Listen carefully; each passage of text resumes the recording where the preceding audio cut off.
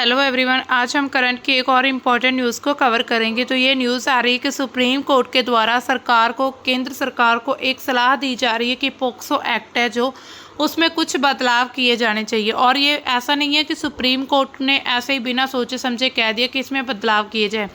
मतलब एक ऐसा मामला सामने आता है जिसमें बदलाव की कुछ ऐसी संभावना देखी जाती है कि ये बदलाव करना ज़रूरी है। तो आइए देखते हैं न्यूज़ क्या है। पॉक्सो एक्ट में होगा बदलाव, सहमति से बना यौन शोषण संबंध अपराध की श्रेणी से बाहर किया जाएगा। सुप्रीम कोर्ट ने ये नोटिस भेजा गवर्नमेंट को कि अगर किसी की सहमति से कोई भी यौन संबंध बनाया जाता है तो वो अपराध नहीं माना जाएगा। Government should consider suggestion for a sex education policy, supreme court. अब देखिए चर्चा में क्यों है। सुप्रीम कोर्ट ने केंद्र सरकार से आग्रह किया कि वह सहमति से किशोर संबंधों के मामले में पॉक्सो कानून के सख्त इस्तेमाल पर पुनर्विचार करे। साथ ही इसको लेकर पॉलिसी बनाने को भी कहा है कि एक पॉलिसी बनाई जाए। अब मामला क्या आता है, ये आदेश पश्चिम बंगाल की एक महिला से जुड़े कानूनी मामले के बाद आया जो कि अपने पति की रक्षा करना चाहती थी। इस मामले में महिला के पति को 14 साल की उम्र में उसके साथ संबंध बनाने के लिए पॉक्सो एक्ट के तहत 20 साल की जेल की सजा सुनाई गई थी। और इस मामले में कलकत्ता हाई कोर्ट ने एक 25 वर्षीय व्यक्ति को 14 वर्षीय नाबालग लड़की के साथ सहमति से यौन संबंध के मामले में बरी कर दिया गया था, और यह कहते हुए कि यह रिश्ता गैर शोषणकारी और रोमांटिक था। मतलब उन्होंने कहा कि सहमति से उनके संबंध बनाए गए हैं तो इस वजह से ये गैर शोषणकारी है, तो इसको अपराध नहीं माना जाएगा। सुप्रीम कोर्ट ने इस फैसले को पलट दिया है और कहा कि पॉक्सो एक्ट के तहत 18 वर्ष से कम उम्र के किसी भी व्यक्ति के साथ यौन गतिविधि, चाहे वह सहमति से हो, कानूनी रूप से अपराध है। तो अब इस फैसले को फिर पलट दिया गया है कि अगर 18 वर्ष से कम उम्र की कोई भी व्यक्ति के साथ यौन गतिविधि की जाती है वो कानूनी रूप से अपराध होगा। अब देखिए यौन शोषण से बचाने के लिए महत्वपूर्ण है पॉक्सो एक्ट। न्यायालय ने इस संवेदनशील मुद्दे पर 2 वरिष्ठ महिला वकील माधवी दीवान और लिज मैथ्यू को नियुक्त किया। उन्होंने सुझाव दिया कि सहमति से संबंध बनाने वाले किशोरों को सुरक्षा दी जानी चाहिए। वहीं पर पॉक्सो अधिनियम नाबालिगों को यौन शोषण से बचाने के लिए एक महत्वपूर्ण है, लेकिन इनको किशोर संबंधों पर सख्ती से लागू करने से कभी कभी इनमें शामिल युवा व्यक्ति और उनके परिवार को भी नुकसान हो सकता है।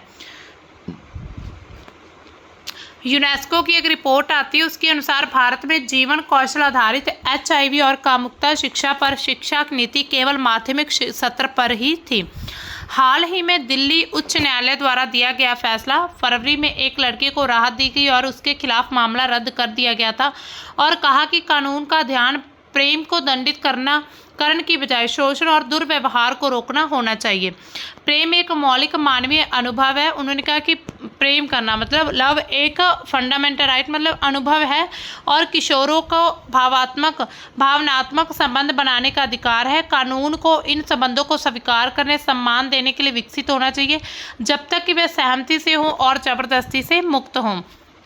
अब देखिए 2001 में मद्रास उच्च न्यायालय द्वारा एक सुझाव दिया जाता है, किशोर अवस्था में लड़के और लड़की कुछ जो अपने हार्मोन और जैविक परिवर्तनों की चपेट में आ जाते हैं और जिनकी निर्णय लेने की क्षमता अभी पूरी तरह से विकसित नहीं हुई है, उन्हें अनिवार्य रूप से माता पिता और बड़े पैमाने पर समाज का समर्थन प्राप्त होना चाहिए। इन घटनाओं को कभी भी एक वयस्क के दृष्टिकोण से नहीं देखना चाहिए और इस तरह की समझ असल में सहानुभूति की कमी को जन्म देती है। एक किशोर लड़का जिसे इस तरह के मामले में जेल भेजा जाता है उसे जीवन भर सताया जाएगा।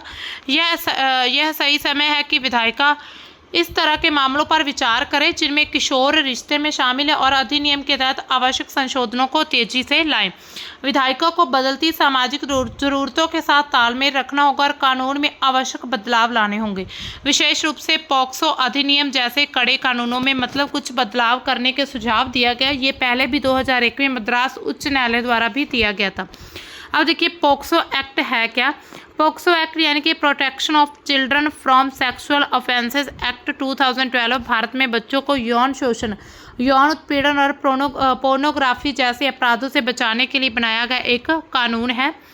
पृष्ठभूमि और आवश्यकता क्या है इसकी। सबसे पहले तो बढ़ते बाल यौन शोषण के मामले 1990 और 2000 के दशक में भारत में बाल शोषण के मामलों में बहुत ज़्यादा वृद्धि मतलब बहुत ज़्यादा बढ़ोतरी देखी गई थी। सामाजिक जागरूकता और मीडिया कवरेज के कारण इन अपराधों की गंभीरता सामने आती है। कानूनी कमियां क्या इसमें? उस समय भारतीय दंड संहिता यानी कि इंडियन पैनल कोड के तहत यौन अपराधों से संबंधित प्रावधान, जिसमें धारा 354, 375, 377 बच्चों के खिलाफ यौन हिंसा के सभी पहलुओं को कवर करने में अपर्याप्त थी। मतलब ये इतनी सफिशिएंट नहीं थी।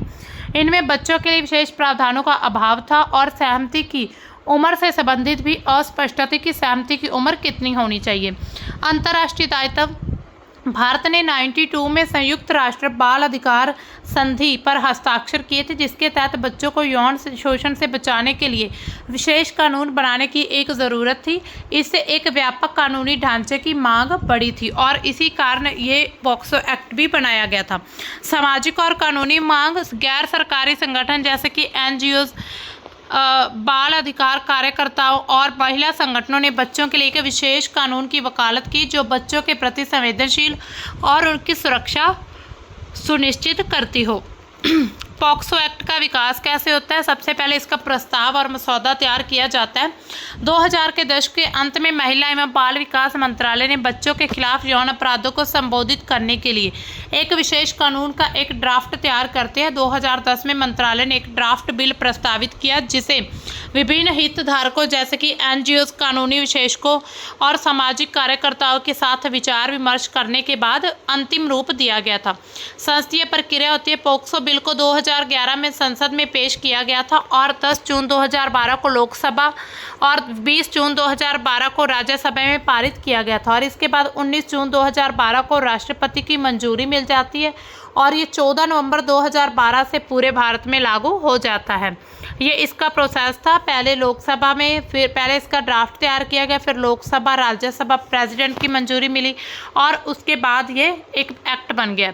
14 नवंबर 2012 को पूरे देश भर में लागू हुआ था और 18 साल से कम के सभी नाबालिग कानून में इसमें कानून में कवर किए गए थे। इसका उद्देश्य था यौन उत्पीड़न, शोषण और पोर्नोग्राफी के मामलों पर सजा का प्रावधान किया गया था। कानून पूरे भारत में लागू। स्पेशल कोर्ट में इन कैमरा प्रोसीडिंग्स होती है, यानी पब्लिक और मीडिया से बिल्कुल दूर। कानून में फिजिकल के साथ ही ऑनलाइन हरासमेंट को भी कवर किया गया था। तो अगर कोई भी व्यक्ति ऑनलाइन भी हरासमेंट करता है तो उसको भी पॉक्सो के तहत सजा दी जाएगी। पॉक्सो एक्ट की विशेषता क्या है? इसकी परिभाषा और दायरा अगर हम देखें तो पॉक्सो एक्ट 18 वर्ष से कम उम्र के बच्चों को यौन शोषण, उत्पीड़न और पोर्नोग्राफी से बचाने के लिए बनाया गया था। यह लिंग तटस्थ है, यानी कि लड़के और लड़के दोनों को कवर करता है। अगर लड़की भी किसी लड़के का शोषण करती है तो उसको भी सज़ा मिली जाएगी। अगर लड़का किसी लड़की का शोषण करता है तो उसको तो सज़ा मिलेगी ही। अपराधों की श्रेणियाँ क्या है इसमें बलात्कार जैसे कि रेप, यौन हमला, यौन उत्पीड़न और पोर्नोग्राफी से संबंधित अपराध शामिल हैं। कठोर सज़ा इसमें दी जाएगी। न्यूनतम मतलब कम से कम 7 से 10 साल की सज़ा और कुछ मामलों में आजीवन कारावास भी हो सकता है और जुर्माने का प्रावधान भी किया गया है। बाल संवेदनशील प्रक्रिया, बच्चों के लिए विशेष अदालतें, संवेदनशील जांच प्रक्रिया होगी और गवाही के दौरान बच्चों की सुरक्षा सुनिश्चित करने के भी उपाय किए गए हैं। सहमति की अनदेखी, 18 वर्ष से कम आयु के किसी भी बच्चे के साथ यौन गतिविधि चाहे सहमति से हो, अपराध माना जाएगा। इस पर संशोधन और विकास क्या होता है? 2019 में संशोधन किया जाता है। पॉक्सो एक्ट में 2019 में जो संशोधन किए गए थे उसमें कठोर सजा में पहले कुछ चेंजेस हुए थे, अमेंडमेंट हुई थी। गंभीर यौन हमले के लिए न्यूनतम सजा को 7 वर्ष से बढ़ाकर 10 वर्ष और अधिकतम सजा को आजीवन कारावास तक किया गया था। 16 वर्ष से कम उम्र के बच्चों के खिलाफ गंभीर यौन हमले के लिए न्यूनतम सजा 20 वर्ष तक बढ़ाई गई थी। पोर्नोग्राफी के खिलाफ बच्चों से संबंधित अश्लील सामग्री के भंडारण और वितरण के लिए सजा को और ज़्यादा स्ट्रिक्ट किया गया था। विशेष अदालतों को मामलों को 1 वर्ष के भीतर निपटाने के लिए निर्देश दिए गए थे। न्यायिक और सामाजिक बहस होती है। पॉक्सो एक्ट के तहत सहमति से बने यौन संबंध, खास करके 16 से 18 वर्ष की आयु के किशोरों के बीच उसको अपराध माने जाने पर समय समय पर बहस होती रही है। कई हाई कोर्ट और सुप्रीम कोर्ट ने इस पर टिप्पणी की है और किशोरों के रोमांटिक रिश्तों को अपराध की श्रेणी में लाने से सामाजिक कानूनी समस्याएं उत्पन्न होती हैं। तो अब क्या सुप्रीम कोर्ट ने ये कहा, हाई कोर्ट बहुत से हाई कोर्ट और सुप्रीम कोर्ट ने ये चीज़ कही है कि जो भी अगर किसी की सहमति से ये संबंध बनाए जाते हैं तो उनको अपराध नहीं माना जाएगा। मतलब उनके कुछ रोमांटिक लाइफ भी है तो वो अपनी लाइफ अपने अकॉर्डिंग जी सकते हैं, और रोमांटिक रिश्तों को अपराध की श्रेणी में अगर लाया जाएगा तो फिर सामाजिक और जो कानूनी समस्याएं वो भी बढ़ जाएंगी। 2023 में सुप्रीम कोर्ट का नोटिस आता है। सुप्रीम कोर्ट ने प्रभात पुरकैत बनाम पश्चिम बंगाल राज्य मामले में केंद्र सरकार और विधि आयोग को नोटिस जारी किया था और संशोधन करने का विचार कहा था, खास करके सहमति से बने यौन संबंधों को अपराध की श्रेणी से बाहर करने के लिए।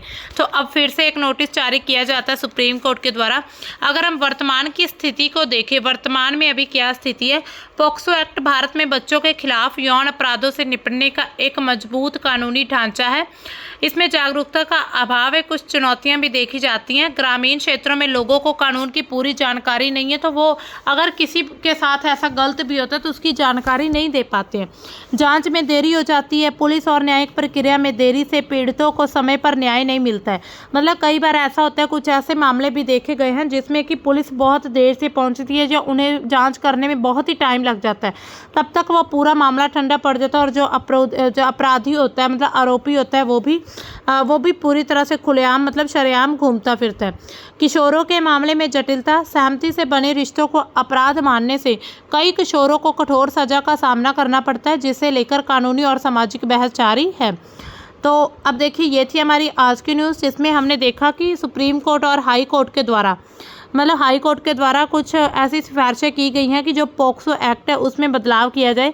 बदलाव ऐसा कि अगर कोई भी व्यक्ति मतलब कि अपनी स्व इच्छा से संबंध बनाता है और अपनी मर्जी के साथ, तो उसको अपराध या उसको गलत नहीं माना जाएगा और उस व्यक्ति को सज़ा नहीं दी जाएगी। तो ये थी हमारी आज की न्यूज़। मिलते हैं हम अपनी नई न्यूज़ के साथ। तब तक के लिए बाय। Thanks for watching.